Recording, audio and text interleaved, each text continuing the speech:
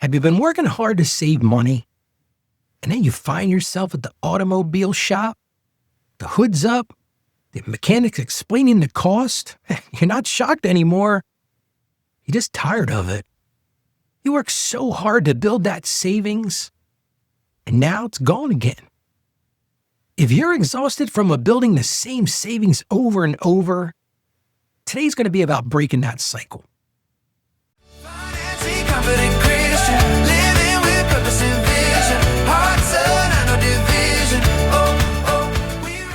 Well, let's get into today's listener question.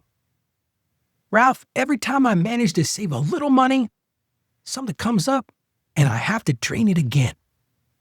Car repair, medical bill, whatever. It's always something. I am so tired of this cycle. I feel like I'll never get ahead because I'm constantly starting over from zero. Ralph, how do I actually protect my savings and stop these emergencies from destroying all my progress? First of all, thank you for sharing your question. If you've got a question for the show, go to financiallyconfidentchristian.com/question, and I'd love to answer your question. But today's big idea is this, and this is going to sting a little bit, so get ready. If this happens regularly, it's not an emergency. It's just not. It's a category. But let's get to fixing this today. Which leads me to the first thing you've got to explain to yourself. You've got to redefine what emergency really means. I've heard this so many times. I heard it from my wife. I heard it from my children. I've heard it from other people. We had an emergency. Well, what is an emergency? Is it car repairs? Is it those medical copays? Home maintenance? Those aren't rare disasters. Those aren't emergencies. Those are predictable. Maybe they're irregular, but they are predictable. An emergency is a job loss you weren't expecting. An emergency is a major medical crisis you weren't expecting, a true disruption to your system. And see, when you label everything emergency, your savings never stands a chance because everything's an emergency. So how do you break that? Number one thing you've got to do is you've got to separate your savings into layers. So many people have their savings account, their emergency fund, just one big pile. And it feels good because I've got this great pile, I've got this savings. Feels great till it disappears, right? So instead of that, create some layers. Start off with an emergency fund, what I call a true crisis-only fund. I mean, this is the thing that this isn't about repairs and maintenance. This is the emergency. This is all hands on deck. We got a problem. But then maybe you need a car repair fund. Maybe you've got a jalopy that's on its last leg and this thing is at the mechanic shop all the time. That's not an emergency. That's an issue that needs to be accounted for. Create that car repair fund. Maybe you need that medical fund. Listen, when my kids were young, I knew we were going to be going to the doctor. There was going to be copays. There was going to be medical. There was going to be medicines in that. Again, those are not emergencies. Build that medical fund. And if you're a homeowner like most of us, guess what? Your house is going to need maintenance. It's part of being a homeowner. So build that home maintenance fund. Again, those are not emergencies. And even small amounts put into those separate buckets. Protect that core savings. This is what I fancily call financial compartmentalization. But it works. And then once you do that, calculate the annual reality. See, this isn't about emergencies. Go back and add up what you actually spent last year on those car repairs. Get into the details. Tires, maintenance, all those type of things. Build those into that fund so you know how much you need to set aside. Do the same thing with your medical stuff. Again, those are not emergencies. If you go to the doctor, build that in. How much did you spend last year on out-of-pocket expenses? Start to budget that. Take an honest look at your house. What did you fix? What needs fixing? Those aren't emergencies. And those annual subscriptions, this one cracks me up all the time. I had this emergency, Ralph. this subscription renewed and I'd forgotten about it. That again is not an emergency.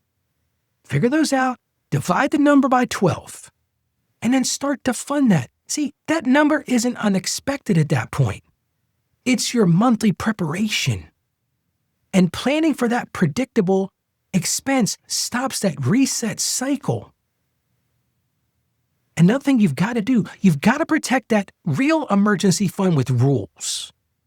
There is a place for a true emergency fund because things happen. Emergencies do happen.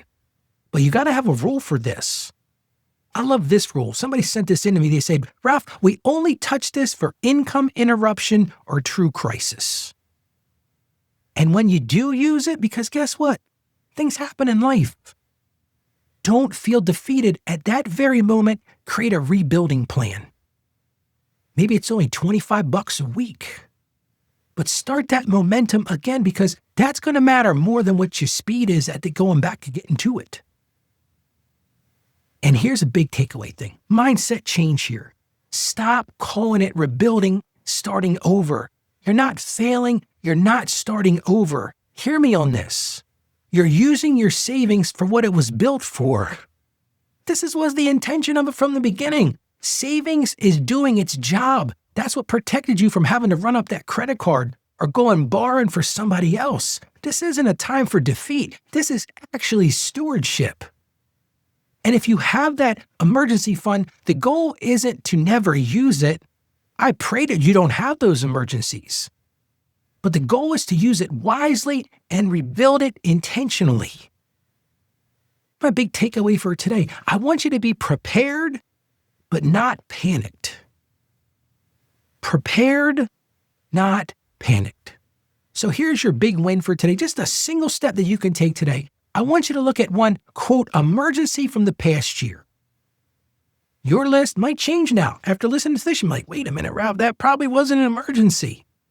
And ask yourself this, was this truly unexpected or was it just unplanned? I think what you're going to find is it really wasn't unexpected.